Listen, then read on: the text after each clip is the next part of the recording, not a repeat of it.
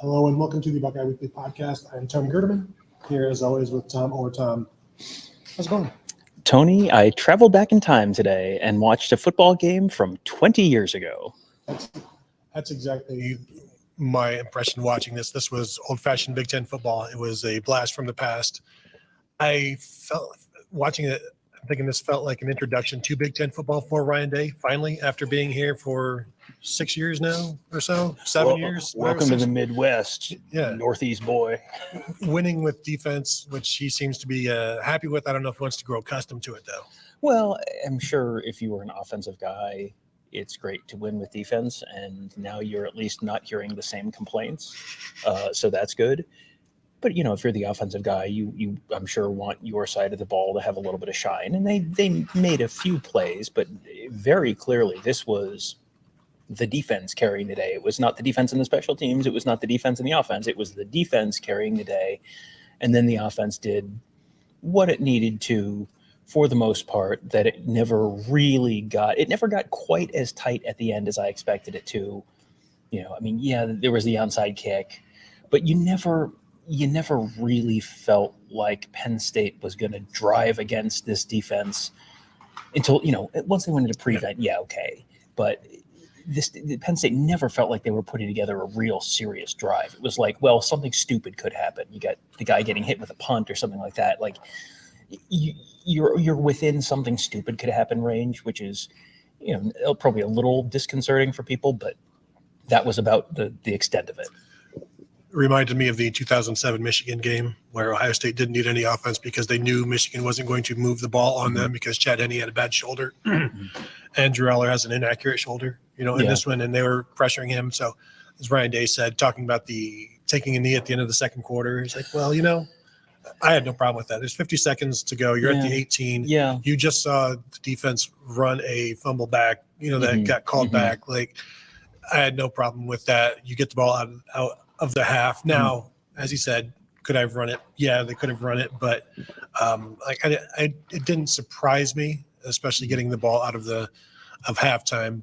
And with the way your defense is playing, I mean, as long as you didn't give Penn State something, you'd be okay. And they sure tried to give Penn State stuff. You know, the muff punt there, or the punt went off of a leg or whatever, and then, you know, getting stuffed at the goal line, basically had back-to-back turnovers right there. Yeah, and, you know, the one that irritated me a little bit that was like, all right, you're playing this way too conservatively, was not the kneel down at the end of the half, but the drive before that where you're punting from the plus 38. Like, that's Kirk Ferentz punt territory. And I know you've got a defense that is in the caliber of Iowa's right now, so you can punt and play defense, but you also have Marvin Harrison Jr., who is someone that rather notably Iowa does not have. Like, when in doubt, do something, you know, have that guy do something cool, like call the Marvin Harrison does something cool play, which they called quite a bit and very successfully.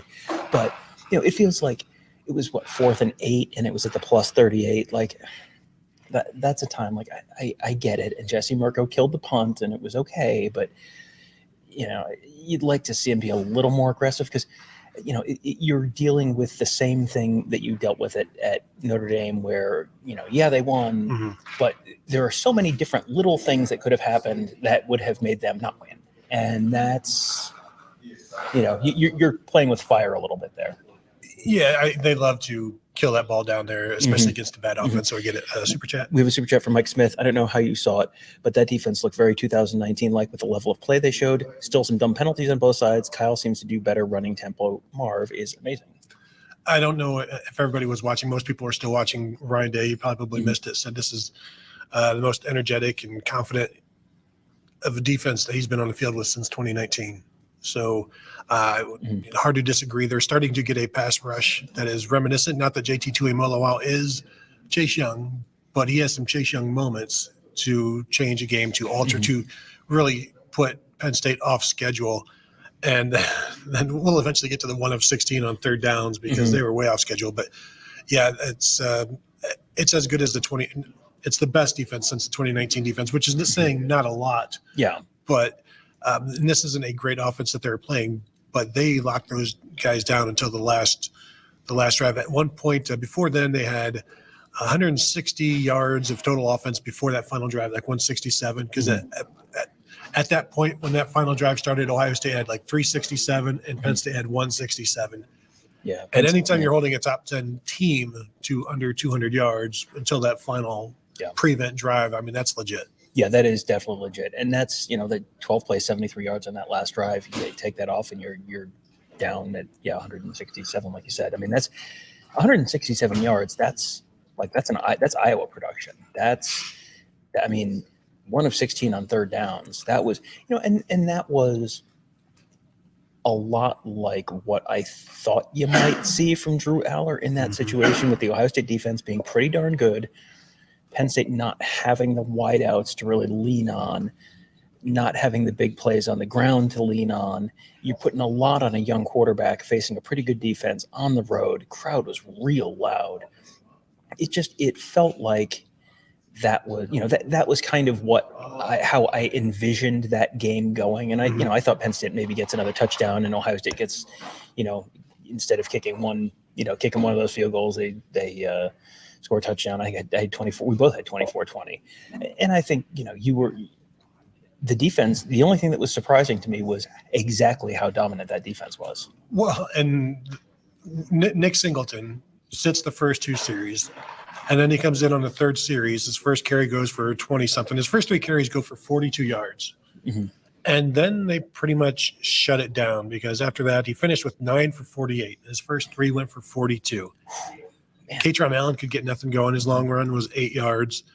They didn't have anybody else. Drew Aller's obviously not a running threat, but 26 carries, including sacks, for 49 yards for Penn State, 1.9 yards per carry, which, Tom, is also the exact number that Ohio State averaged, 1.9 yards per carry. Boy. Which is why this is a very, very Big Ten game, but one that you can appreciate because there's talent on the field. That I think that's a qualifier. That's the difference between Iowa versus Wisconsin 20-12. But that would have been like 15-5 or something. But there's talent, but the offense is not outstanding. Kyle McCord says they're close though. So.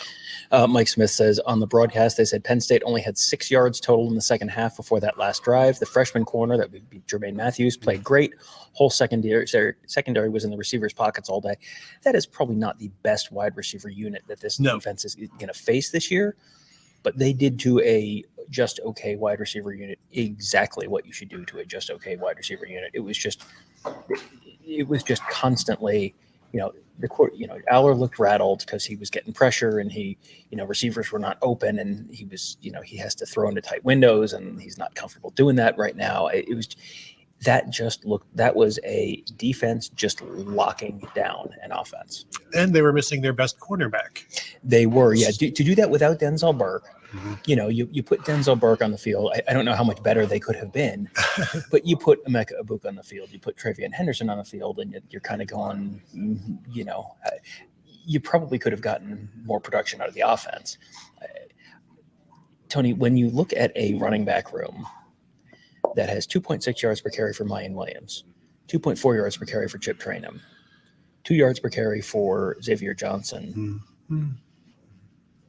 Was there anyone else healthy, Tony, in the one running back room that maybe had shown more productivity over the last 2 times we've seen him in extended run? Can you think of anyone? Well, TC Caffey was on the availability report. He's injured, but it was very interesting because Ryan Day was asked why not Dallan Hayden, and he said, "Well, I talked to Tony Alford before the game, and he said, the best options were Chip Trainum and Mayan Williams, and now we'll go watch the film to see if that's correct."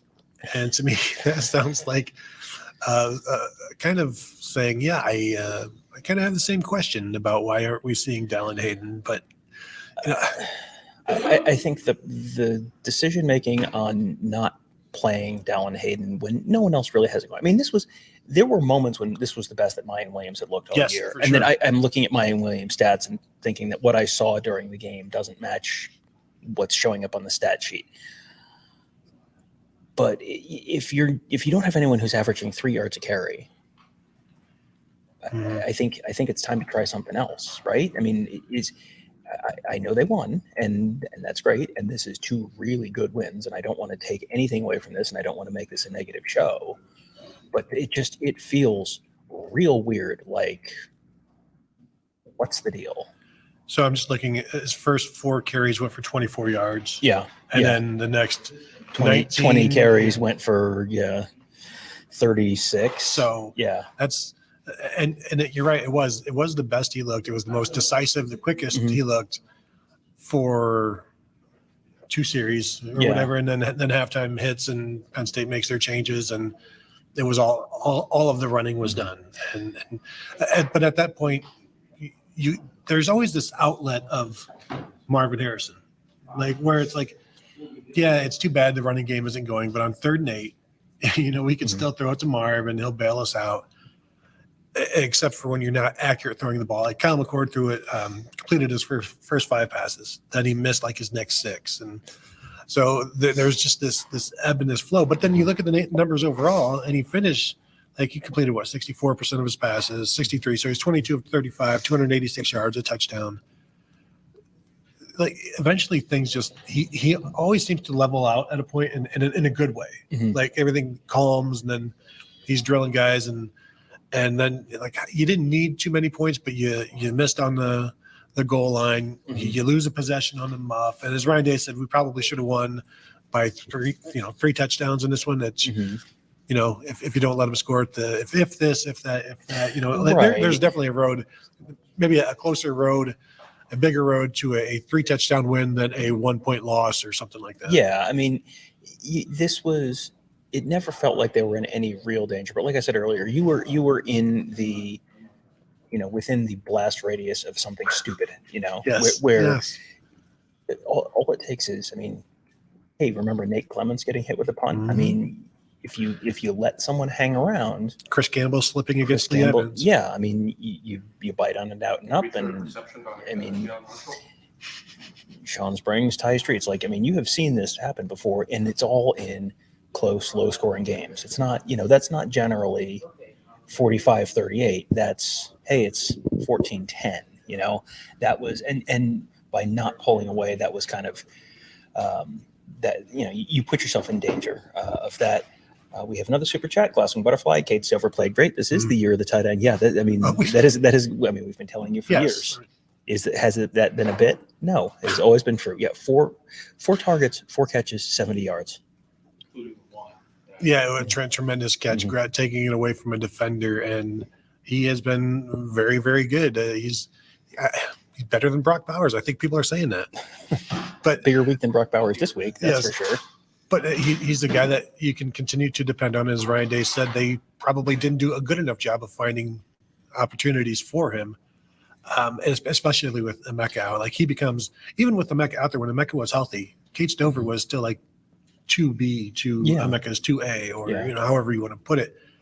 And it's not going to go away. And if you want, by all means, Brian Hartline and Ryan Day are saying, please try to take away the tight end and let something else open up. Right. And if you've targeted Julian Fleming 6 times and you've gotten 1 completion for 9 yards, there was the one that was history's most obvious pass interference call that didn't get called. Or was it 2? Okay. Well, no, he got grabbed twice on that deep throw. Yeah. So there's one, but if you're 4 for 4 targeting one guy and 1 for 6, I don't mean to oversimplify things, Tony, but it feels like you want to look for the guy that's got, I mean, and speaking of me oversimplifying things, explain it like I'm 5.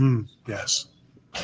What's the thought process behind taking Marvin Harrison off the field in the goal line and putting a backup defensive end on the field? Give me some time. Let's go ahead and take a break, and I'll come back. No disrespect to Caden Curry, who's doing a perfectly wonderful job, but I don't care who you take off the field.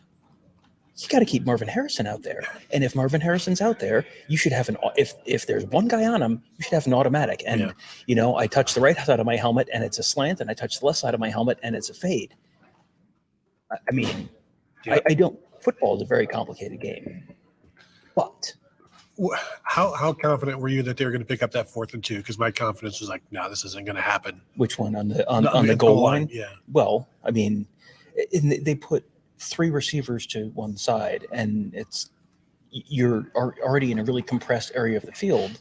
I mean, again, like I'm perfectly willing to have this explained condescendingly to me at some point, but I feel like I'm not the one who's overthinking this. Well, and then so Devin Brown goes out, gets his ankle rolled, and it looks like they're going to go with the Kyle driver and sneak it with Kyle McCord. But then I also think that they're thinking we'll pretend to show it because we can't really do this because what if Kyle gets hurt? So I think they're right. I have no problem with them protecting him at that point. Yeah. Plus, you shouldn't need to push your quarterback in to go from 1 yard. Now they lose a yard, and then it's 2 yards out, and at that point, there's no way they're going to run there. Even though Ryan Day says when you're down at the 2, you should be able to get in there. It's like, well, you should, but you're still throwing. You're throwing a screen. You should, yes.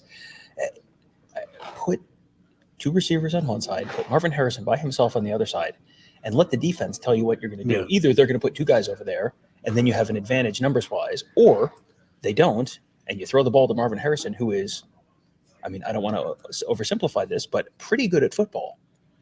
Yeah, only a long catch of 35 yards. 16 targets, though. It's pretty ridiculous. That's nearly half of Kyle McCord's 35 passes. Here's Marvelous Marv. It's a former Met, Tony. 1962 Mets. Marvelous Marv Throneberry. Nobody cares. All-American numbers. Harrison Jr. 11 catches, 162 yards, a touchdown, 16 targets, 11 catches. I mean, you should be throwing him the ball 16 times a game. And if Emeka Egbuka's there, then Emeka Egbuka's getting more of the throws that Julian Fleming got, and Mayan Williams is probably not getting 24 largely unproductive carries. Jerry Emming was during Ryan Day's press conference said 10 first downs on those 11 catches from Marvin Harrison. So yeah, told you he's a sticks to stick. He's a chain mover. That's all. He's just a possession guy. Yeah. I mean, I would just throw him the ball more. But. You can't throw him the ball more. It's 16 throws. I mean, at some point, Penn State's going to catch on and double him. I mean, it felt like that's something that could have come up during film study in advance of this game. Like, hey, this guy's pretty good. Well, they just go in there like they know Julian Fleming because they recruited him. Like, yeah, we can't let Julian Fleming beat us. And Carnell Tate, the only guy on this sheet that we had not mentioned. 5 targets, 3 catches, 21 yards. But I mean, he had a couple nice receptions as well. FDR is great. Says, Tom, can you ask Ross Fulton what Fry and Alfred can do to get run blocking and running game back to normal? It's been a problem for several years.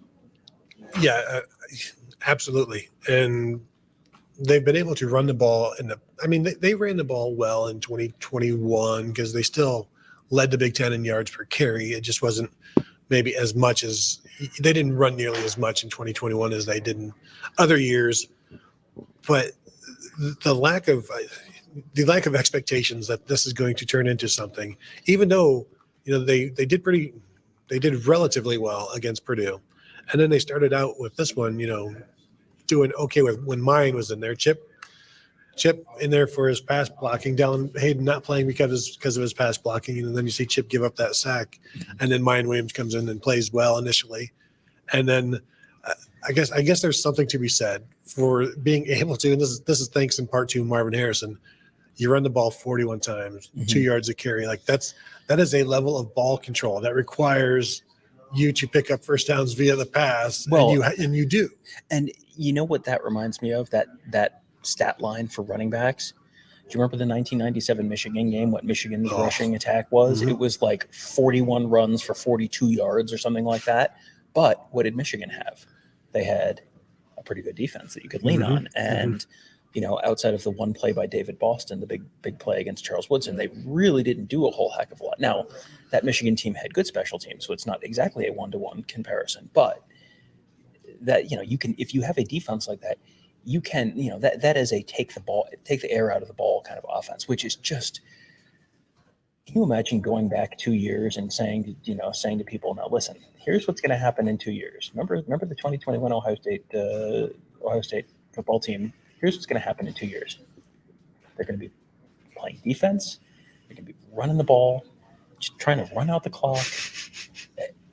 What a time to be alive. Well, and Ryan Day talked about being okay with the defense winning and relying on the defense and not being selfish as like an offensive coach to want more points and be too aggressive and cause a turnover, and then you're putting the defense at their own 30 or whatever, and it's a quick change defense that has to, it's an unfair situation. It's the Maryland touchdown to start the game from 30 yards out. Like, trying not to have that happen, and as long as you don't do that for this defense, you're going to have to be a very good offense to score more than 20 points. Well, and this defense was put in that spot when you had the ball hit the guy on the – I don't even know who it hit on the punt. I don't either. Whoever it was, where you had that and it's a sudden change situation. What did Penn State do on the first play after that? They tried to run a double pass, and Ohio State sniffed it out and was, one guy was double covered. Yeah, I mean, it was like they came in like that. That is the classic time to get something like that thrown at you. And the reason it's a classic time for it to get thrown at you is because it works. Like that is a time when you get blindsided by stuff, and they did not get blindsided. It was just smart assignment sound football. Yep. It was just I mean, you have a much better sense on this from where you're watching than I do, but how many like coverage busts did you see today? None offhand that I can remember, and that's pretty routine for what they've been doing this year. Yeah, I mean, this is and once again, no Denzel Burke. Like that's impressive. I mean, we are through the looking glass here. The Ohio State defense can do no wrong, and the Ohio State offense is stepping on rakes all over the place. I mean, goodness, what a bizarre season this has been. But here they are. You're 7 games in, and you've got 2 top 10, top 15 wins. I've seen him win a national championship this way. David of Judea says, say a bit about Ryan Day's play calling today. I'm sorry, what about it? Just your thoughts on Ryan Day's play calling. Early on, I thought it was pretty good. But then I think he even talked about you get into this, again, not wanting to be selfish and put the defense in a bad situation where, the short field. So early on, I thought they were doing some good things. They were moving the ball. They were able to run the ball with Mayan. The pass to Chip, like they had some things. And I'll tell you, there were receivers running open. Receivers were open. The passes just weren't getting there. And then in the second half, there was some passes that did and were dropped. So it felt like the offense was eventually going to hit their stride because there were receivers. You saw that there's throws behind them, throws high, throws low, but you saw receivers that were open. And you did not see that with Penn State because even when they caught passes, there was a hand, like Jermaine Matthews or Davison Igbinosun or Jordan Hancock. They were right there. But I was always confident that the passing game would pick it up because, the play calling, the routes, they were there. It's just a matter of connecting and protection, and maybe losing Chop Robinson for Penn State helped the Ohio State passing game when he went down and gave Kyle McCord some more time to throw. Yeah, and it did feel like Kyle McCord had a reasonable amount of time to throw. I think he got sacked twice, but he was not running for his life by any means. And when did Robinson go down? Was that in the first quarter, early second quarter, or so? Something like that? Yeah, I felt maybe like it was pretty early in the game, and that's a big loss. That's a taking JT Tuimoloau out or Jack Sawyer off the Ohio State team. Super chat from Kevin N. I don't think this is even really a super chat. Guys, the officiating. Thoughts? I mean, I personally couldn't help but notice the Big Ten celebrating the 30th anniversary of the vast anti-Penn State Big Ten conspiracy. The hold call on the defensive hold on Marvin Harrison that ended up negating that long scoop and score that Penn State had.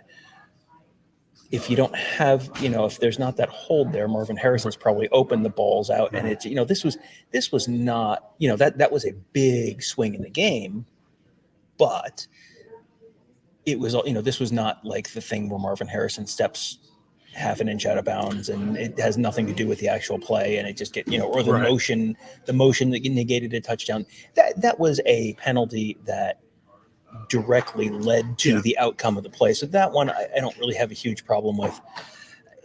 There were missed pass interference calls against Penn State, but they're not going to call everything. That's literally a strategy, is they can't call them all. And so they're not going to call them all. Ohio State got some calls on that too. So, I mean, were there egregious missed calls or something that I'm not thinking of? I still think that deep shot to Julian Fleming, that was, you could see him slow down because he's being grabbed. And when it's a deep shot, everybody is looking at it. Yeah. So somebody should be, The Josh Simmons hold was, I don't know that was a hold, and that took a play away.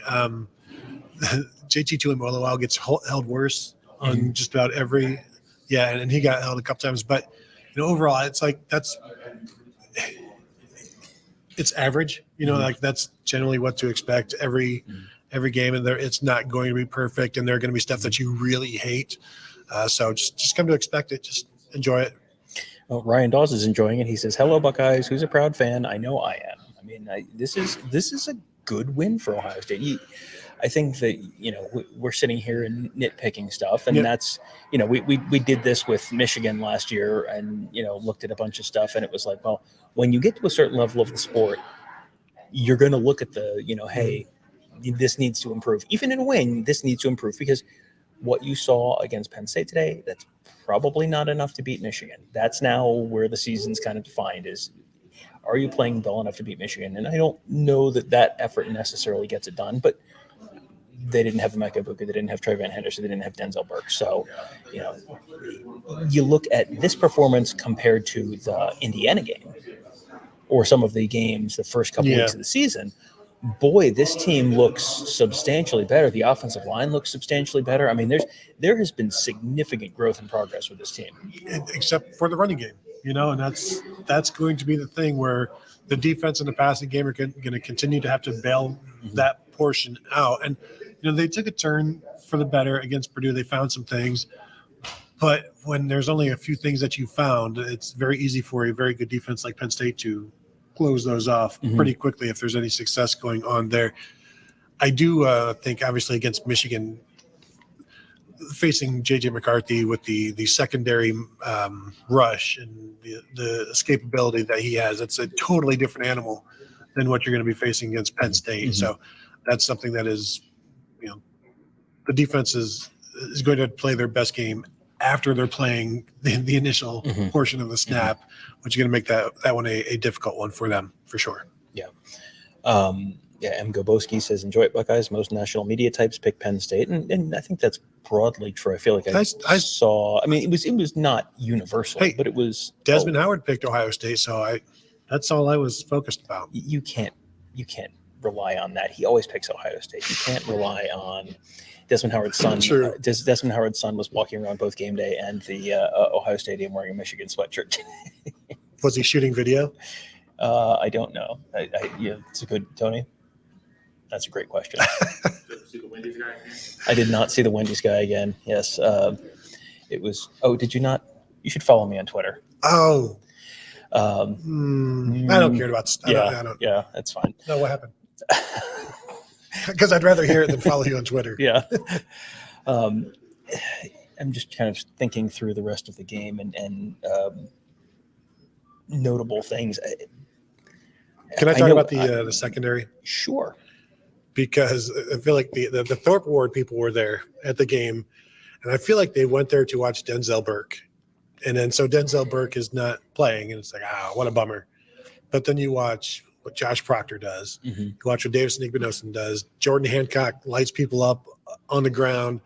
Lathan Ransom, like everybody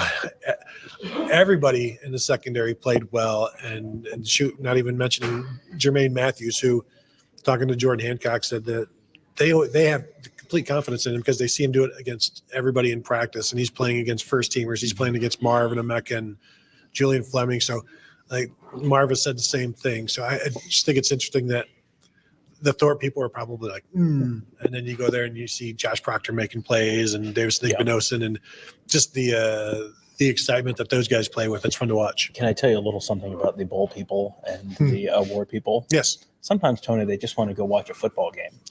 No. I feel like a lot of the scouting that can be done might be able to be done over video. And, were the Orange Bowl people here really was that based on a,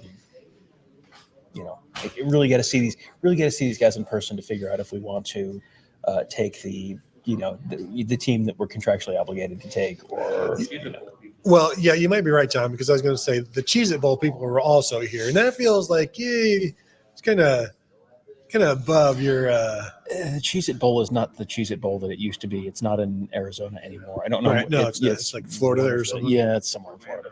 Or like, yeah. So but not germane to this conversation either way. Moving on. I mean, 6 passes broken up today. That's, 1 for Jordan Hancock, 2 for Josh Proctor, 1 for Jermaine Matthews, 1 for Lathan Ransom, 1 for JT Tuimoloau. That's secondary, man. That secondary is good. And, again, you don't want to act like the Penn State wide receivers are the greatest thing since sliced bread, because they are very average. But they didn't have even a chance to look anything more than slightly average during the course of the game. That was a 4-quarter dominating performance. And I'm always impressed by how closely the catches are to being broken up. Mm-hmm. There's a hand there. It's the Davidson, the touchdown catch at the end.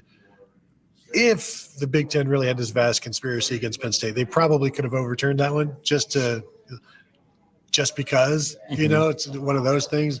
Or maybe this seals the deal. Like, there's no conspiracy. Here's your touchdown. Now go have fun with your onside kick. Yeah. But even that one, like the defender was right there. Mm-hmm. It's been impressive to watch. The coverage is there, and then the lack of missed tackles, I think, is also key. And it's been the most sound secondary we've seen since 2019, for sure. This isn't the best linebacking since 2019. But I think everything else is the best we've seen since 2019. Yeah, it feels like this is a defense that has a lot of the parts that have been missing for the last couple of years. Let's talk a little bit about that secondary, because you got to hear about from a bunch of different players earlier in the show, but I want to let you hear a little bit. You got a chance to talk to Jordan Hancock a little bit. Anything that people need to know leading into this? Talking about the joy, the pride of winning with defense, and now that it's good that the team has confidence in the defense, and obviously you have confidence in yourself that you're able to put forward an effort like that to shut down a team like this. Just want to know what it's like winning with defense this year. It means a lot, maybe in the past couple of years, offense couldn't rely on us, but that's not the case this year. And we just want to make a statement to the whole country that we can win games on defense. How fun is that, given what's going on in the past couple of years where the offense is leaning on you? It's super fun, man, because people could have doubted us, but now I feel like we flipped the script today and past games, so it's just super fun. What was the key today? I mean, 1 of 16 on third down, Penn State. Just 1 of 16? Yeah. 1 of 16 and like 1 of 3 on fourth down. Those are pretty good numbers. You're going to win a lot of games like that. What do you think? That just goes to our preparation. Coach Noah's getting us prepared. Secondary, Coach E and Coach Walker just preparing us for this game, and we just had to take on that challenge, which we did. Jordan, all week, you guys hear Penn State's the best defense in the country. Statistically, they're this, they're that. Do you feel like you guys had a chip on your shoulder? Do you feel like you guys had something you wanted to prove today? For sure, yeah. We took it personal because we feel like we're the best defense in the country. So we just had to show those guys where we came here to play too. I mean, they had a lot of attention on their defense, but I feel like we just had to play on a chip on our shoulder. Last year, you played 3 top 15, top ranked games: Penn State, Michigan, Georgia. You have over 100 points, 130 points those 3 games. You have 26 against Notre Dame and Penn State. What does that say about the growth of this defense? It's a lot of same guys with more experience. Just more experience, man. We got a lot of people that can play everywhere. We got young freshmen stepping up. We got a lot of people that's playing multiple positions. So it's making us play a lot better. So we're just playing with confidence. And when you don't have a guy like Denzel and you put a freshman in like Jermaine, his performance today, just kind of talk on that and you guys keeping it going with him. Yeah, we weren't surprised about Jermaine today. He's been doing that in practice against our starting receivers. So we felt like with those receivers over there, he could cover them, and what he did today, I'm just proud of him. Jordan, does it even say more to you about the way this defense played today that you did it without Denzel? Yes, sir. It did. We missed Denzel a lot. He's a great cover corner, lockdown corner on his side. He shuts down his whole side of the field, but we showed up today to play. So. Hey, Jordan, I know you're an Ohio State Buckeye and you've got to concentrate on what you're doing, but you're not ignorant of the college football landscape. What's a win over Penn State mean to you guys? It means a lot, but at the end of the day, we just got to learn from these mistakes because we had some mistakes over there. So we're going to enjoy this one, but we're just going to move on to the next one. Can you quantify how loud it was and how much of a factor that the crowd was for you guys? It wasn't as much a factor for like me personally because I can't really hear on the field, but the other team, you know, with their false starts and stuff like that, them getting off track, it was a huge part. I'm thankful for our fans. We got the best fans in the league. So. Jordan, that third down hit, I think you had the one you were in the backfield for. What do you see on that play and what led to that? I just had that B gap, you know. I just had to make a statement. Corners can tackle too, so I just had to come down and make a play. Yeah, how'd that hit feel? It felt good, you know. He big back too, so I had to bring it. Jordan, reading between the lines of Ryan Day's comments, he was kind of stumping for Marvin Harrison to be considered for the postseason award, the Heisman probably. You see him in practice. How hard is he to stop? How hard is he to stop? Yeah, hard. I don't think you would stop him. You slow him down, but you can't stop. You can't stop him. So. They were 1 of 6. Jordan Hancock saying you can't stop Marv. You maybe slow him down, but the overall physicality that Jordan Hancock plays with, you know, jumping that B gap and getting into the backfield on a key play, the way Davison Igbinosun plays, the way the safeties play, the physicality. Ryan Day talked about it after the game. It's top down, and I don't know whether it starts in the secondary and goes to the defensive line or starts in the defensive line and goes back, but they all meet in the middle, and sometimes they meet in the backfield.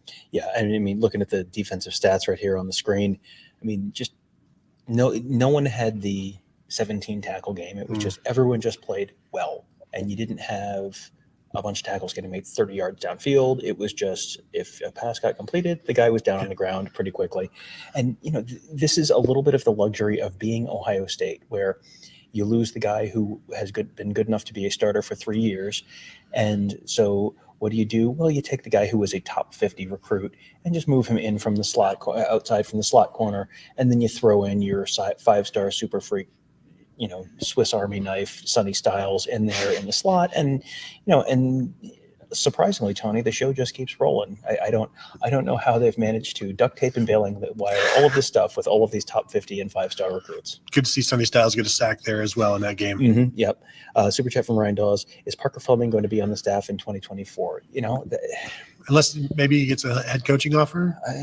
Yeah, I mean, No doubt. I'm going to be interested to see how that gets handled, because you have a special teams coordinator dedicated to special teams, and it feels like there's looming disaster on special teams at least once a game. And, you know, I mean, boy, this is not necessarily on Parker Fleming, but Jaden Ballard reaching above his head to field a punt was just like, oh, don't do that. That's not the move. Beautiful catch down. It was. I had Jalen Marshall flashbacks when that happened. But, you know, the guy getting hit with the punt, missing a field goal. I mean, it doesn't look like a unit that has someone doing all of the attention to detail stuff you would expect if you have a dedicated special teams person. Yeah, and it's not just this game, it's most games, like you said. I think it also comes down to, will the NCAA raise the number of full-time assistant coaches? Because James Laurinaitis, he can't be a graduate assistant forever. Like, at some point he needs to be on the road recruiting. And I think that is the biggest factor in whether Parker Fleming stays or gets not even demoted, but like his seat goes to James Laurinaitis. Right. I mean, James Laurinaitis is at the point where you've got to get him in a role where he can go on the road and recruit. Because, you know, Parker Fleming, I don't know. Maybe Parker Fleming is extremely dynamic in living rooms, but I can't imagine he has the impact that like a James Laurinaitis could have in terms of being on the road. That has always felt like, I mean, if you want to keep Parker Fleming around and pay him $500,000 a year, like, great, absolutely, God bless, do it. I don't care, but it doesn't feel like that's the best utilization of resources when you could have a James Laurinaitis doing it. ball, and he didn't Yeah. really take a pay cut. Right. He was, you know, still very involved. Yeah. No, and when you see Ohio State getting only so far with the top linebacker recruits in the nation, Mhm. they can get visits, but they can't get anything beyond that. And your James Laurinaitis can't go and see them. And Jim Knowles never been known as an outstanding recruiter. And so for the defense alone, I don't know how long you can go with this. Now, if I recall, they gave Parker Fleming a 3-year extension. So he's like, this is year 2 of the 3, I think. So he's guaranteed at least another year, but that doesn't mean he has to be one of the 10 assistants. Like, Right. Yeah. And Yeah. honestly, to me, I would be surprised if they go through that. And I have to imagine there's some sort of promise to James Laurinaitis. And you can't just keep relying on the NCAA to raise a number and say, well, we thought the NCAA was going to do it, but they didn't. Sorry. Here's your, I think Laurinaitis is making like 130 or 150, something like that. Pretty good gig for a graduate assistant. Yeah. Plus, Tom, most importantly, the free education. I mean, he can finally make something of himself after making, I don't know, what was The Commons, yeah. right? Buckeye D for sure. That's always great. Have his parents put something on the Buckeye D, something like that. Yeah, it's fantastic. Just to touch on this, because Ohio State does have a couple linebackers committed for 2024 already. Peyton Pierce out of Texas, number 200 in the country, 4-star recruit, and Garrett Stover, number 118 in the country, 4-star recruit as well out of Big Walnut. Garrett Stover, in case you're wondering, is the free space on the bingo card this year in terms of which recruits are visiting. I don't think I saw Tavian St. Clair today. He was there? Okay, then I just missed him. But yeah, Tavian St. Clair and Garrett Stover have been pretty consistently. Yeah. Sam Williams-Dixon was there as well. Yeah, I talked to Javon Boggs a week or two ago. He said that they would be up there. He He was being there with Tavian St. he was Clair. there. What's interesting is some of the guys who are not committed, who have been like Carter Lowe, offensive lineman out of Toledo. That's at least the 3rd time we've seen him this year. There's another offensive lineman too, who I thought, boy, we've seen an awful lot of you. Sam Greer. Yep. Was he still in crutches or no? He's good now. So yeah, this was a big recruiting weekend. We'll, I'm sure talk to Mark Kivler will be. Yeah, Mark Kivler will have a bunch the of defensive end committed to A Florida commitment Yeah. there. Yeah, he was in a great tracksuit. so. and Jamie French, the 5-star Yes. Alabama wide receiver recruit. Yeah. Yeah, and so I'll just tell you right now, now's a good time to join BuckeyeHuddle.com, become a member, and we'll have all kinds of updates for you from the recruits. And yeah, the Jamie French thing is interesting because we wanted to see him this June for camp, and he wasn't able to show. And as I was talking to Mark on the Skull Session Recruiting podcast, the Florida kids that can make it for the noon games, it's always a crapshoot because you never know if there are going to be flight delays and things like that. And, they're getting here as late as possible in terms of just you can only get here so early. And then any kind of delay can just ruin that. And you're like, well, I'm not going to make it there until the 3rd quarter. So I'm just going to pocket this, and go in, a month or so, something like that. Super chat from FDR is great. Do you think Michigan had a quote unquote advanced scouting at the shoe this week? What can Ohio State do to overcome the alleged advanced scouting to beat Michigan? Tom, I did think those helicopters were flying pretty slowly over the air, over the stadium there. I'm just saying, I'm not accusing the U.S. military, but maybe. Did you have your foil on? From Treebuck. Not that it matters, but will OSU deserve to move ahead of Michigan this week? Sorry if this has already been asked. I mean, if you're looking at body of work in terms of quality of resume, Michigan has done everything you could possibly be asked to do against a schedule that is the caliber of Michigan's schedule. But they haven't really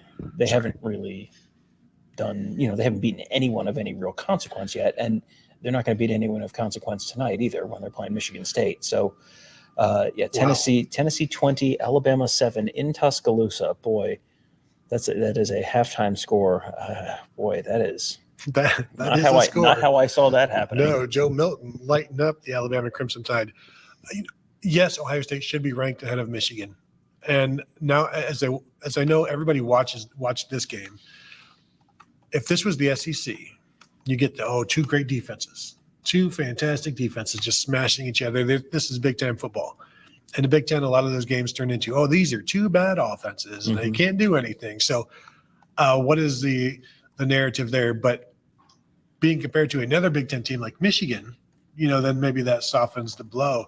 But I think, Ohio State should be ranked ahead of Michigan based on who they've played. And they will be based they will for the people who do their rankings based on resume, Ohio State will be ahead of them.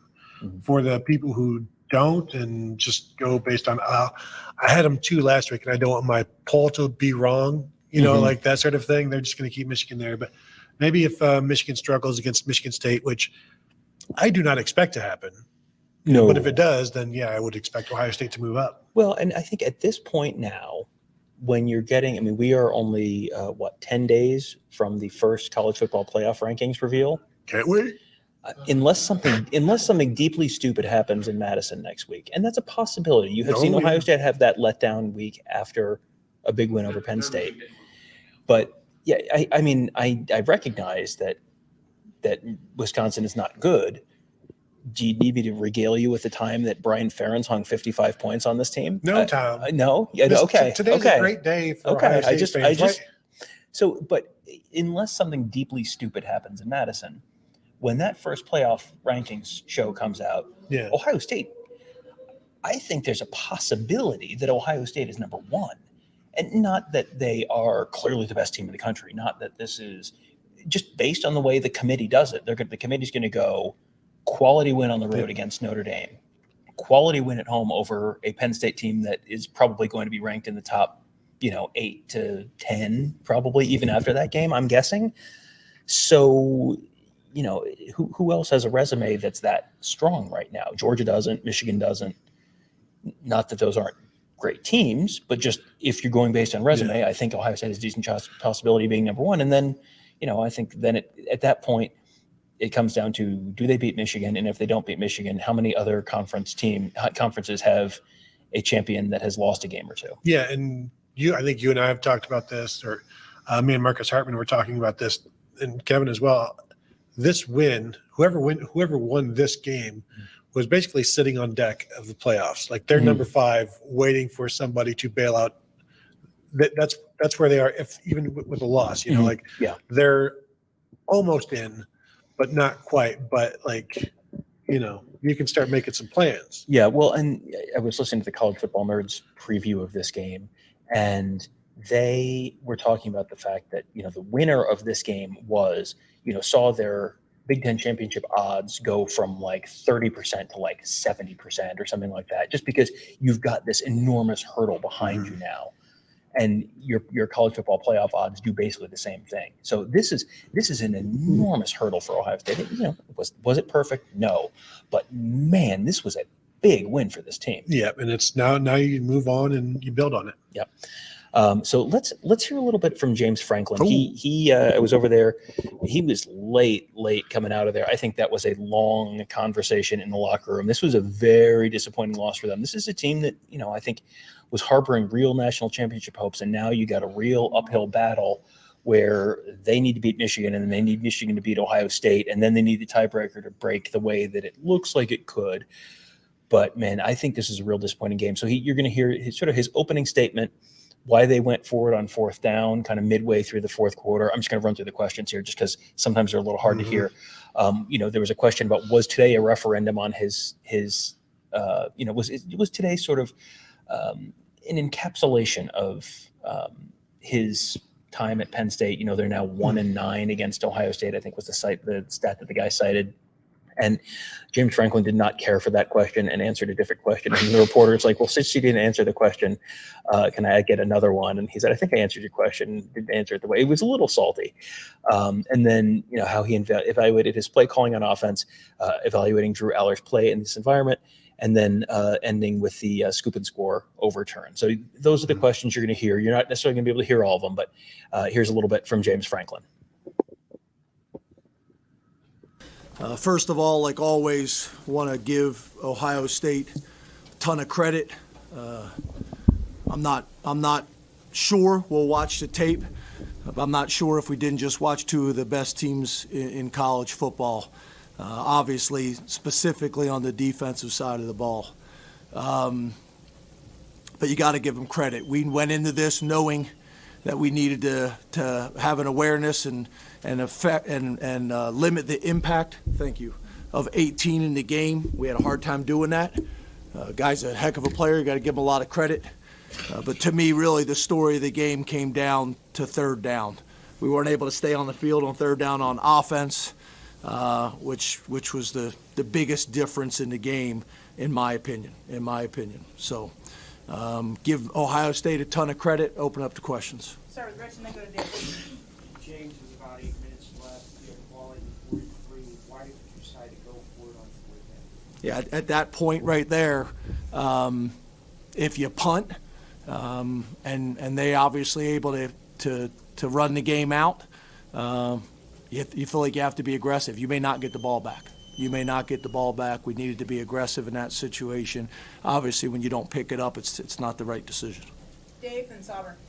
It's probably not the right moment to ask a big picture question, and I'm sensitive to that. But is it unfair for people to judge this rivalry, the 1-9 in your regime, as a referendum on you overall? Because I think they might. That's why I'm asking the question. Yeah, I totally get it. That's a good football team. You know, what I'll talk about is today. We lost to a really good football team on the road. We had our chances. We battled. We weren't able to capitalize. Big picture things, I'll be happy to talk about that at some point. But right now I want to talk about we lost to a really good football team on the road, didn't make enough plays when we needed to make the plays. And I think it's a fair question. I get the question, but right now I'm worried about this game. You're not going to answer it. Give me one more, okay? Do you think... I did answer. I didn't answer the way you wanted me to, but go ahead. I think it's a non-answer, but anyway, do you think your wideouts in your passing game was good enough to win this game against this defense? No. Why? We didn't make enough plays today. Did not make enough plays in the passing game. We weren't able to create separation. We weren't able to create separation with enough time to allow those guys to separate. Combination of all those things. Sauber then Brennan. James, how would you evaluate your offensive play calling today? Your team offensive. Yeah, I think we were at a one-possession game, so I feel like we could have ran the ball a little bit more, but we'll evaluate all those things on Sunday. Brennan then Johnny. James, how would you evaluate Drew's play in this environment?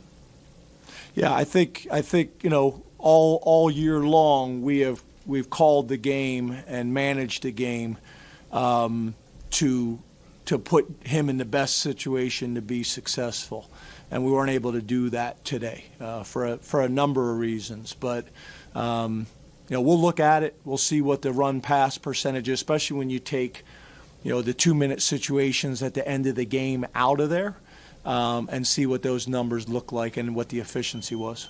Johnny then Downey. On the defense, James, you guys have a fourth and goal stop. You made some plays on that end of the ball. Do you feel like the way they played, that they played enough to deserve a win? Our defense played extremely well.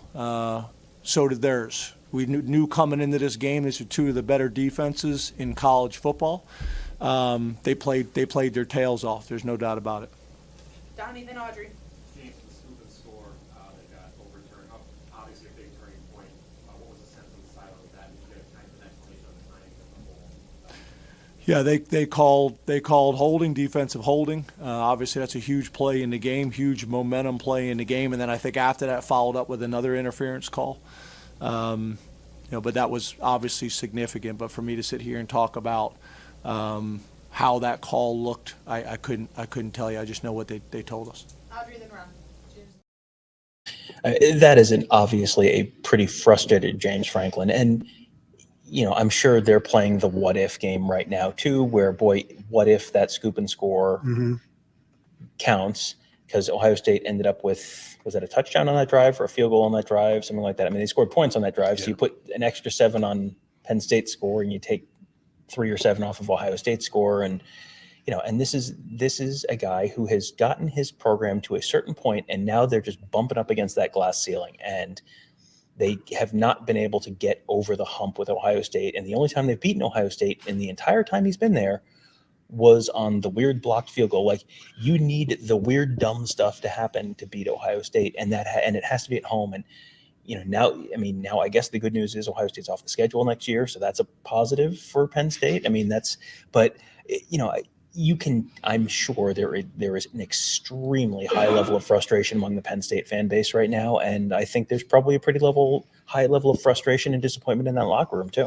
Yeah, this was an opportunity for Penn State to get this win, and it didn't happen. And frankly, it was a one-score game at the end, but it was not close to happening. And even if they would have tied it or taken the lead, it still feels like the Ohio State offense would have been able to make enough plays, would have tried to make enough plays. And also, eventually, I feel like the Buckeye defense was going to make plays as well, as you saw at the end when they knew they were going to throw the ball. They were getting after it. But this is just not a Penn State offense that was equipped to handle a very good defense. And it's scoring 34 points per game in Big Ten play, held to 12 in this one. Not that this is what their offense is. It's not a very good offense. And Drew Aller's inaccuracy, the inability to run, like, this is a flawed offense, and a flawed offense is not going to get it done against a very good defense. And this is a Penn State offense that scored 31 against Iowa, and Iowa's a real good defense. But there's an asterisk there where they kept getting short fields, and if you make them drive, trying to drive the length of the field without being able to hit a big play, that's a big ask against a good defense. And you sort of get the sense they might run into some of these same issues against Michigan.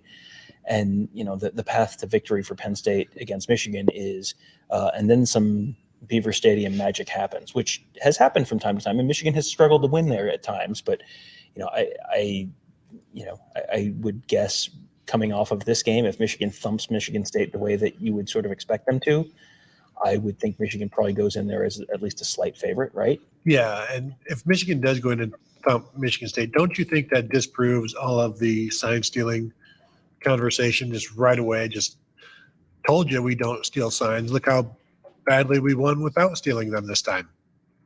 I find it all funny. That's my editorial position. Do we want to take a look at a couple of the stats from the game? Sure. We had some graphics out. So let's just run through these graphics, because this is notable. There's some notable numbers on here. Total yards. My thoughts on total yards, but 49 rushing yards for Penn State, 191 passing yards, and what did you say, 73 of them or something? Yeah, that was on the last drive. 49 rushing yards and 120 something passing yards going into that last drive before you go into prevent.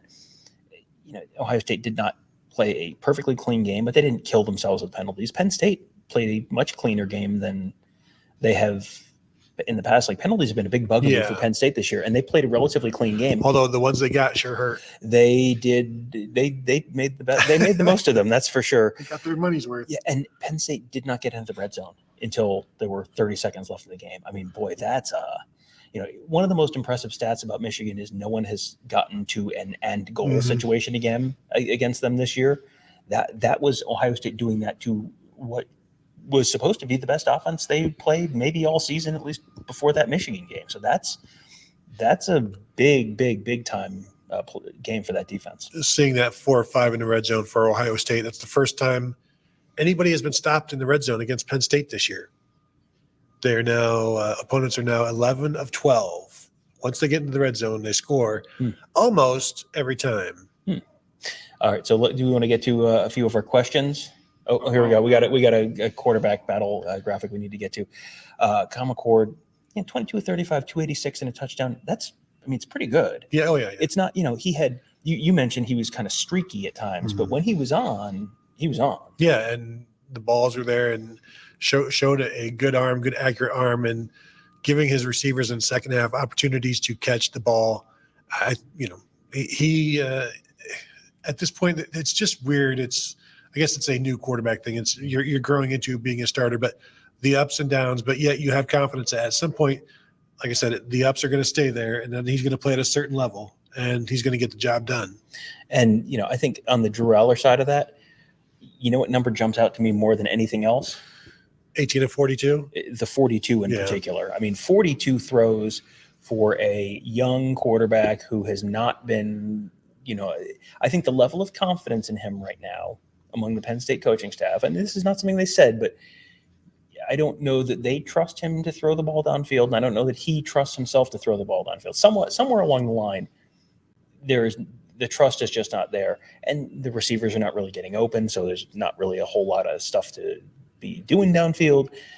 So if you're going to do 42 passes, if you're throwing 42 passes because you can't run the ball and you can't throw the ball downfield, that is just that's not going to work. Well, and 12 of those came on the final drive. Yeah, but still, the inaccuracy when he was throwing downfield, the ball was some of those passes down the sideline were like 6-7 yards out of bounds, like legit. Bring up the Joe Bauserman passing chart type of stuff, Nebraska 2011. Not literally, but there's some growth there that has to happen, and the confidence. Obviously his receivers could get better and they could help him out, but I don't know at this point how well he would be hitting them, especially under pressure. Because once Ohio State started getting pressure, the more Drew Aller felt pressure, even if it wasn't there, or it would be a little bit of pressure, and he'd be feeling more of it than was actually there. Yeah. All right, so we have a huge backlog of questions that I do want to get to. So Kevin, want to punch those up?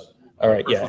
FDR is great. 75-yard punt from Jesse Burka was a momentum killer for Penn State. That was tremendous. That was Andy Groom levels of bailing out and back to the Big Ten football 2002 stuff. That was a tremendous punt.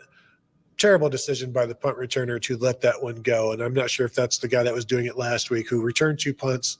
The quarterback returned 2 punts for touchdowns last week. Kind of a new punt returner, and maybe that's one of those mistakes the inexperience brings about. But to let that go, and then it just rolls and rolls and rolls. He had another one earlier that went out of bounds that would have rolled another 15 yards, 20 yards if it hadn't been out of bounds. Yeah, and James Franklin was asked about that, I think, later on. I don't think that was part of the clip we played earlier, but he was asked, did you ask him, like, hey, why'd you let that go? And he basically said, like, no, I think he knew he didn't do the right thing, so it didn't feel like that was something a conversation I needed to have in that moment. Market X says, I love James Franklin like I loved Brady Hoke. Let's keep him there as long as possible. Penn State right now is in a great spot for Ohio State because they have not been able to get over the hump, but they're also good enough that it's a quality win every year. It's a great line item on the resume every single year. And every time, it feels like when they're in Columbus, it feels like Ohio State should win. And there've been close games in Columbus, but when you go to Penn State, that, especially when it's a night game, that's that feels dicey. And Ohio State last year, it was not a night game. It was a big noon game. 2 years before that, it was 2020 and there was no one there. So it was like, it was a night game, but it wasn't the whiteout. So they haven't really had to play the whiteout game since 2018. So they've won one whiteout game in a row. It's a very symbiotic relationship, but I'm not sure what Penn State gets out of it. Ohio State gets, like you said, all of the positives, and Penn State gets all of the negatives. And you joined the Big Ten voluntarily. Todd Mann says, can someone explain to me why Franklin went for 2? Did he have an alternate spread bet? Go ahead, Tom. Yeah, Tony and I were talking about this before we started. And, James Franklin has this reputation for doing weird stuff, especially in the closing minutes of games. And this was definitely an unorthodox move. The thinking is if you're going to go for 2, and you're going to go for 2, if you do it on the first one, you got to recover an onside kick anyway. So it's not like Ohio State's game. If Ohio State has another possession, the game's over. So you've got to get it. So this way you give yourself 2 chances to get a 2-point conversion and get to overtime. And if you make it on the first time, then all you got to do is kick a PAT and you win the game. So hopefully, did that make sense? Yeah. Okay. So you basically you give yourself 2 chances to make a 2-pointer and get yourself to overtime. But if you do it the first time, all you got to do is kick a PAT. I think I just said literally the same words twice, but that's because that's the explanation, Tony. No, and it's atypical. It goes against tradition, and I don't think it's necessary, but I do understand the reasoning why. If you get it once, then you're ahead of the game. So you're taking 2 opportunities. But the thing is, you have to make at least one of them. Right. And it's I think 2-point conversions are generally considered roughly a 50-50 proposition, give or take. I mean, Sounds like bad odds. Honestly. yeah, I mean, if you have to make one of those, yeah, onside. I mean, you're playing, you're playing a 5, you're an 8-2 offsuit at that point. And it's like, well, I've got to push all in. So, because if you need one of two, and it's a 50-50, each one is 50-50, like you're hurting your odds. Well, you've got if do we want to turn this No, into a we math don't. show? I'm happy to turn this into no. a math show. If you are 50-50 to make the first one, you have a 50% chance of making, right? And then you have a 50% chance to make the second one. So the odds of you making at least one are 75%, because it's 50-50 on the first one, and then if you miss it, you still are 50-50 on the next one. So you're like 75% to make one of them. This is like we're getting into like the Monty Hall problem kind of like math, and I'm sure we're losing people right now. So if you are bound and determined to do it, I do it the second time. Yeah, and that's certainly the traditional way to approach it. And it was one of those things where I think, based on James Franklin's history, the immediate reaction from everyone was LOL James Franklin, which I get it. And believe me, I had a moment where I was like, what on earth is he doing? And then I thought through it. I was like, okay, like I get the thinking there. My concern would be you do it the first time, you don't get it, and you do it the second time and you don't get it, and you lose because you didn't get it the first time. And so it's like losing that way would suck. And so it's like, I would choose not to lose that way. I would choose, if I'm going to win it lose a different way. But that's basically my motto in life: lose a different way, be special. They've found a lot of different ways to lose over the years. And the difference in this one, I don't think James Franklin didn't blow it at any point. No, I didn't think there was anything really egregious at any point. I mean, the decision, the decision to go for, there were, Kevin said stopping running. There was a point where Penn State had a 20-yard run and then something else, and then immediately went pass, and had to punt. And it was like, boy, the thing that you're doing that they can't stop, you're allowed to keep doing it. You don't run out of running plays. You can keep doing it until they stop it. That is a thing you can do. Ohio State had a couple moments like that at various times. The first quarter with Nick Singleton's first carry goes for 20. Yeah. Second carry goes for 16. And then immediately Drew Aller gets sacked and then throws into completion. And then it's like 3rd and 13. So they just run the ball for the to save the field goal there. Yeah. Rusty Jesse says, I thought we should have went for it when we missed that last field goal. Defense is good. I thought Penn State was going to win the league this year. Now they have to worry about Maryland. So the decision where they went for it there, I believe that was the field goal.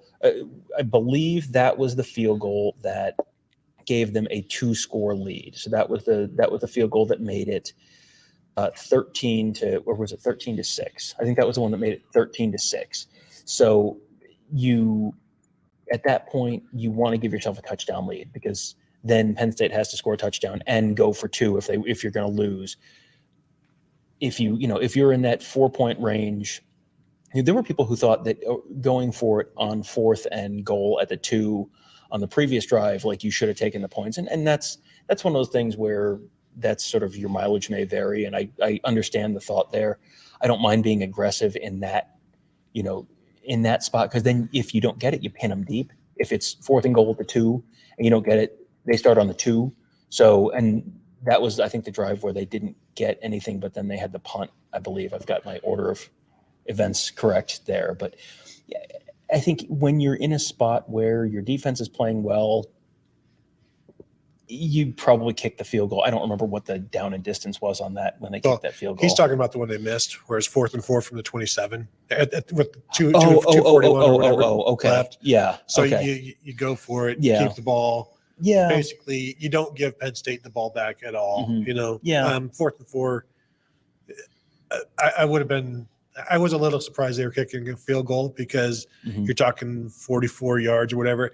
My thought was, this is an opportunity to send Jaden Fielding out there. It started to rain, so it's not perfect conditions. Send him out there to get some experience, more experience in kicking a ball in a big game, without the kind of pressure like, oh, you need to make this. Because remember, it happened. How did last season? end with a big kick that needed to be made. Mm-hmm. Anyway, so back to math. Now you're Bobby Bad vibes. I like it. Sorry, I was looking at the wrong field goal, but yeah. So in that case, it's 20-6. So by kicking that field goal, you make it 23-6. You take it from a 2-score game to a 3-score game. That's that. And 4th and 4, and it's on the 27. You don't have benefit of pinning them deep if you don't make it. It's 4th and 4. It's not 4th and 1. Taking it from 2-score game to a 3-score game. All of those things sort of point to. Although if this had been a real Big Ten game, they could have punted. He punted from the 27. He punted from the plus 38. He's B1G enough as it is. Maybe too much. Next one, the Ohio State Lincoln Keenholz is one snap away from playing. I mean, we haven't really seen. We haven't seen either of the backups yet. My assumption is this is why you brought in Tristan Gebbia. Yeah, I don't think you're one snap away from seeing Lincoln Keenholz. You're one snap from seeing Tristan Gebbia. Yeah, because Tristan Gebbia at least has starting experience, has played Power 5. Big time college football, so he would be that guy. Lincoln Keenholz spending so much of his time with the scout team, so I don't know how prepared he even is at this point. My question is, and I don't think this is going to happen, depending on how long Devin Brown is out. If you like that red zone package, you like that inside the 5-yard line. Lincoln Keenholz can run the ball. Now what he is not 6'3", 220 pounds like Devin Brown. He's like 6'2", 6'3", 195, 205 pounds. So he's not going to get that push. So I think that package might be shelved for a while. They didn't seem too concerned about Devin Brown's situation in terms of the ankle. Okay. But they will be forthcoming with the injury situation with a big game coming up on the road at Wisconsin, Halloween weekend. I'm sure he will tell us which tendon it is, which he probably, Brian, it looked like the right ankle. No, it was left ankle. Just some subterfuge in there as well, just to keep us guessing. Left elbow injury. Yes. It's gonna be like hockey. The injury report's just gonna say lower body injury. I mean, I think the thing, no matter how serious it is, if your whole thing is you're coming in short yardage where you got to be able to get a real good push and you've got to be fast and you got to be able to cut and make quick changes of direction, none of that, assuming this was some kind of an ankle sprain, none of that is like, oh yeah, no, you want to try it out there at like 65% and do that. I think you're not going to see that package play for a while. Yeah, I believe the sideline report was sprained ankle. Day said he got rolled up. The ankle got rolled up, so it seems to be confirmation. But just the lack of dour tone around it makes me think it's not super bad. He will be back. So Vin Rudy says Penn State will continue to have nightmares of JT Tuimoloau. I wasn't sure if it was a crucial crunch time play, and then JT Tuimoloau got a sack, and I was like, oh, okay, well this must be a crucial moment if JT Tuimoloau is doing his thing. You don't need to watch the scoreboard; just watch the defensive end, and also maybe Penn State should choose to block him every time, because when they don't block him, he ends up making a play. And it's just a suggestion for, well, not next year. Nick, Super Chat, says Michigan is guilty no matter what. Time to fire Harbaugh. Vacate all wins since 2021. 10-year bowl ban. Clean house of the athletic department. Eliminate 50% of scholarships. The program must end. I mean, that's a little harsh. 50% of the scholarships? I think Nick must be a Michigan fan. I don't know. That's pretty much a slap on the wrist, don't you think? I do know that if you want to sell T-shirts that say before the game saying Ryan Day is 1-0 against Michigan, you can get that at the Buckeye Huddle fan shop. Yeah, like that. The design right now. Yeah, as soon as we get permission from Ryan Day to use his name and likeness, I'm sure that will be extremely forthcoming. Every bit as forthcoming as the injury information we were just talking about. Yeah, we'll see. We're going to end up having more conversations about this Michigan is that thing, right? We Tony and I did a show on Friday afternoon, just kind of wanted to let a day go by and let some of the news cycle sort itself out. And then, of course, we put that out. And then immediately, as soon as that gets out, then they suspend the guy. And so, we'll have another update on that. But if you want to hear our thoughts on that, you can listen to that show. That's in the Buckeyes Tomorrow Morning podcast feed or on youtube.com. It's /Buckeye Huddle. Yeah, it's the show that is longer than all of the other Buckeyes Tomorrow Morning shows there. All right. So Now we're gonna go through a few of our pictures before we wrap the game up. This is Jack Sawyer. Drew Eller actually got the ball out already at this point, but Jack Sawyer hit him. And this is one where it looked weird. Like he hit him, and then I have a picture a couple after this that I didn't send in, but it looks like he's doing something from the Ministry of Silly Walks, where he just looked awkward. It was like a little bit like when Christian Hackenberg that walk-off sack at the end of that game in 2014, right? 14. So, and you know, there's Jack Sawyer before. Here's JT Tuimoloau. JT Tuimoloau had 1 sack, 1 tackle all game. It was like 1 pass breakup, one sack. But man, oh man, he was in there. He was in there all day. He was keeping. I mean, Drew Aller did not have a real good time in the pocket. And then this was, I believe, the 4th down stop. Ty Hamilton and Tommy Eichenberg wrapping up the running back. That was I think the 4th down. It was 4th and short. And then this was at the end. This is Kenyatta Jackson. Kenyatta Jackson, man, they've got something there. It feels, you know, and they're still using him in much more in obvious pass rush situations. But man, he is doing some work in those obvious pass rush situations. I think between Kenyatta Jackson and Caden Curry, you know, if you lose JT Tuimoloau and or Jack Sawyer next year, there's Kenyatta Jackson celebrating that sack. He seemed happy. That is my hashtag analysis on that one. If you lose JT Tuimoloau and or Jack Sawyer after this year, it feels like you got 2 pretty good defensive ends coming back in Caden Curry and Kenyatta Jackson. You know, last week Jack Sawyer and JT Tuimoloau, for the 3rd time in their careers, each had a sack in a game. I'm going to assume this is the first time in Caden Curry and Kenyatta Jackson's career that they've had a sack in the same game. Oh, interesting. This one was one where they were trying to he was trying to force it into Marvin Harrison, and I think that's Abdul Carter, number 11, sliding in underneath and breaking drill, it up. Yes, not quite. This is the ball going the other way, but the flag was out. Like I think there was some question like did the flag come out real late or something like that? That flag was out. This was the defensive holding against that. You know, the defensive back was holding Marvin Harrison. That ended up with the scoop and score. But, I mean, the flag's out, Marvin Harrison's pointing, and the ball's not that far downfield. Like, the great thing about this is Marvin is just standing there pointing first down while the ball is 60 yards away. All of the Penn State people are going crazy and running down. He's like, well, this is 2 weeks in a row that we've had a long touchdown that there was, like, a huge percentage of the people had no idea was not going to count. Because last week it was Ohio State. There was one that got called back, I think. There's one at Purdue. I don't know. It didn't happen in the box score, so it doesn't matter who it was. But there was one that there was like a long play and it didn't end up counting. And there's Marvin Harrison. This is the game, or I guess the game-winning touchdown, the final touchdown. There's Marvin. Nice block from Carnell Tate there. Yeah, right at the goal line. And there's Marv and Mayan Williams celebrating that Marvin Harrison can get up in the air a little bit. Yeah, I believe 52-inch vertical. And there's Mayan Williams. I mean, and you know, I look at that picture and it's like, boy, that's a pretty well blocked play because he's, you know, you got your offensive line on the right-hand side. You've got Donovan Jackson taking care of the guy behind him. You got Cade Stover coming out front. I mean, that was, and I don't think that one went for an enormous game, but I think that was a 6-8 yard game. Seeing this one reminded me of when Chop Robinson got hurt. The play before that, he apparently got hurt and was asking to come out, and they kept him in there. And the very next play is Matt Jones comes pulling and just smashes him. Like the very last kind of play you want to see when you're already hurting. Here comes Matt Jones. Yeah.